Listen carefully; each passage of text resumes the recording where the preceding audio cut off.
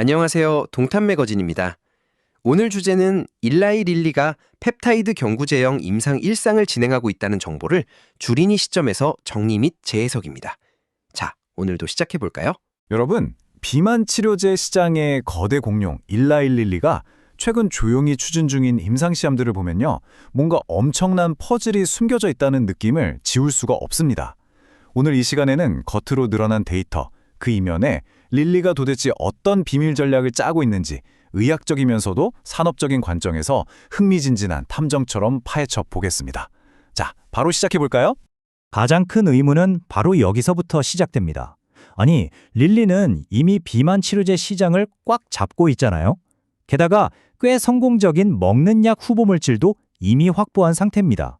그런데 왜 굳이 막대한 돈과 시간을 들여가며 완전히 새로운 방식의 알약 전달 기술을 또 찾고 있는 걸까요?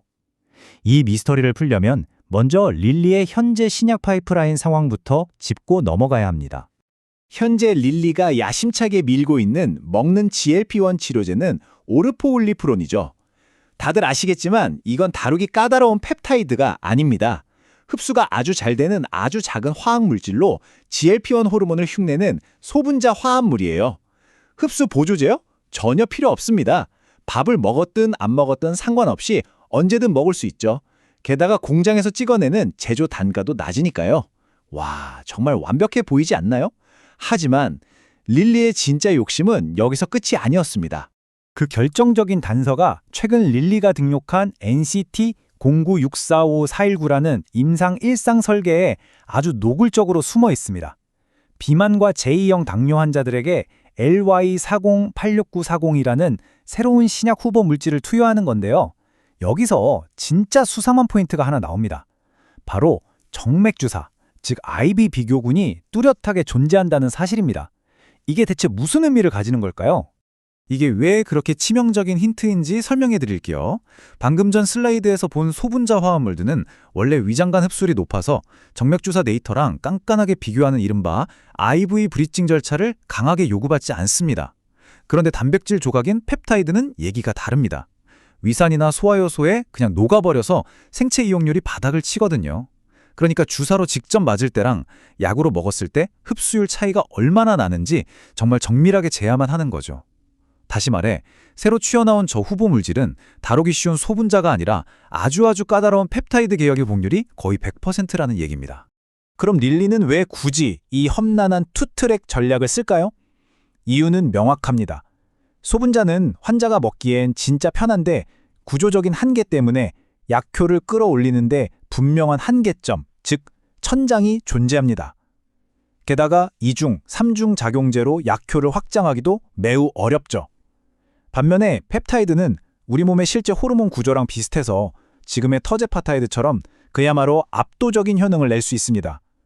결국 릴리는 소분자의 편의성과 펩타이드의 폭발적인 효능, 이 두 마리 토끼를 절대 놓칠 수 없는 겁니다. 자, 여기서 릴리 경영진이 최근에 던진 아주 뼈있는 멘트에 주목해봐야 합니다. 그들은 현재 시장에 나와 있는 스낵 흡수 기술이 자신들이 진정으로 원하는 완벽한 환자 편의성을 충족하지 못한다고 콕 집어서 지적했어요. 이건 현재 제약업계의 표준 기술이 가진 한계를 스스로 공식 인정하는 셈이고요. 나아가 아예 판을 완전히 엎어버릴 새로운 패러다임을 찾고 있다는 아주 강력한 시그널입니다. 노보노디스크의 리버서스에 쓰인 이 스낵 기술, 물론 대단한 기술입니다.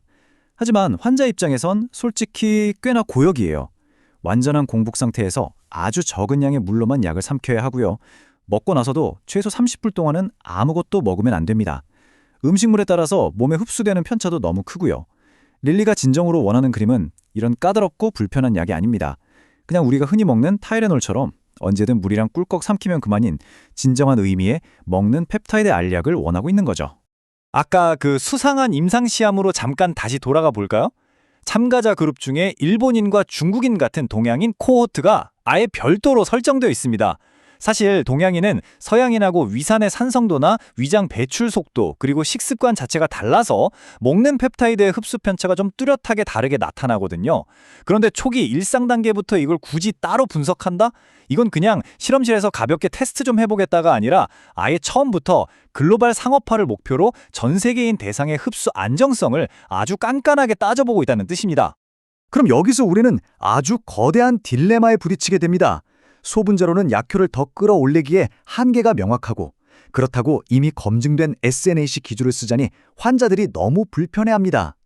그렇다면 릴리가 SNAC를 과감히 버리면서도 이 까다로운 펩타이드를 완벽한 알약으로 만들기 위해 선택할 수 있는 궁극적인 기술, 그 대안은 과연 무엇일까요? 사실 주 1회에 복용하는 경구용 펩타이드를 만든다는 건 제약 업계에서는 에베레스트산을 맨몸으로 오르는 것만큼이나 어려운 미션입니다. 보시다시피 일단 펩타이드 분자 크기 자체가 엄청나게 크고요.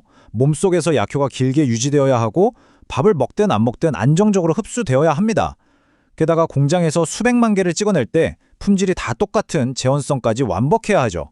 위산의 무자비한 폭격을 피해서 장 점막을 무사히 뚫고 들어가야 하는 그야말로 극악의 난이도를 극복해야만 가능한 일입니다.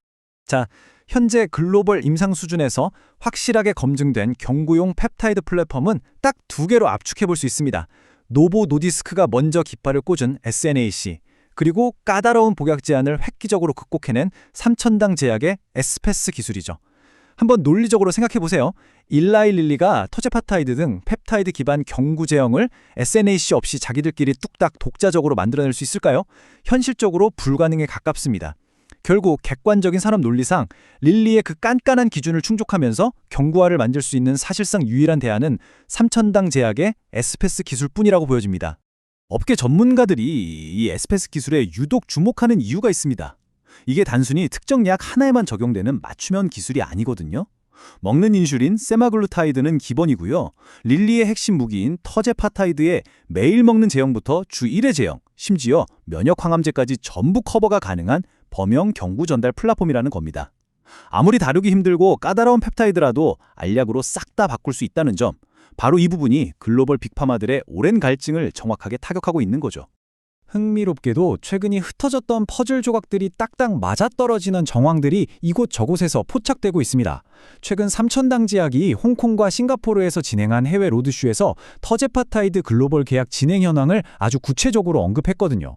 릴리가 새로운 알약 기술을 절실하게 찾고 테스트하는 바로 이 시점과 에스페스 플랫폼의 글로벌 파트너십 논의가 시간상으로 너무나 절묘하게 겹치고 있다는 점, 이거 단순한 우연이라고 하기엔 너무 톱니바퀴처럼 딱 들어맞지 않나요? 자, 이쯤에서 핵심을 짚어보겠습니다. 가장 중요한 팩트는 현재까지 일라이 릴리는 자신들만의 독자적인 경구제형 연구 성과나 향후 개발 계획을 시장에 공식적으로 발표한 적이 단 한 번도 없다는 겁니다. 자체 해결이 어렵다면 어떻게 될까요? SNAC의 한계를 뛰어넘어 주 1회 먹는 터제파타이드 논의를 착착 진행 중인 삼천당 제약과의 만남은 어찌 보면 필연적일 수밖에 없습니다. 현재 비만 당뇨 산업의 거대한 흐름으로 볼 때 양사 간의 경구제형 개발이 결국 공동으로 진행될 가능성이 매우 높게 대두되는 아주 합리적인 이유입니다.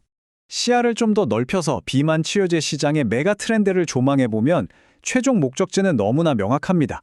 바로 주사기 없는 세상이죠. 약이 얼마나 살을 잘 빼주는지 그 효능은 이미 완벽하게 입증이 끝났습니다. 이제 남은 건 환자들이 얼마나 편하게 약을 챙겨 먹게 할 것인가, 그리고 전 세계에 얼마나 대량으로 빠르게 쫙 뿌릴 수 있는가 하는 점입니다. 특히나 평생 체중을 관리해야 하는 유지치료 시장에서는 더더욱 그렇습니다. 빅파마들 입장에서는 알약 형태의 경구화를 절대 포기할 수 없는 거죠. 이제 오늘의 분석을 마무리해볼까요? 주사기 없는 세상으로 넘어가는 이 거대한 패러다임의 전환기. 릴리의 조용한 침묵 속에 숨겨진 야심찬 계획과 현재로선 유일한 기술적 대안으로 떠오른 삼천당 제약의 에스페스가 만약 진짜로 손을 잡게 된다면 이 시장은 과연 얼마나 무섭게 요동칠까요?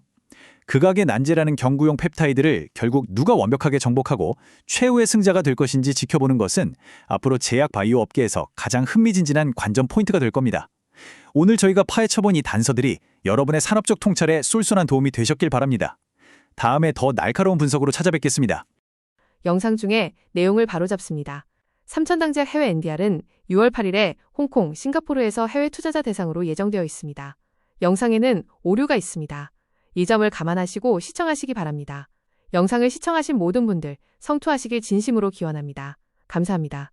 본 영상은 주식 매도 매수 추천이 아닙니다. 투자의 책임은 본인에게 있습니다.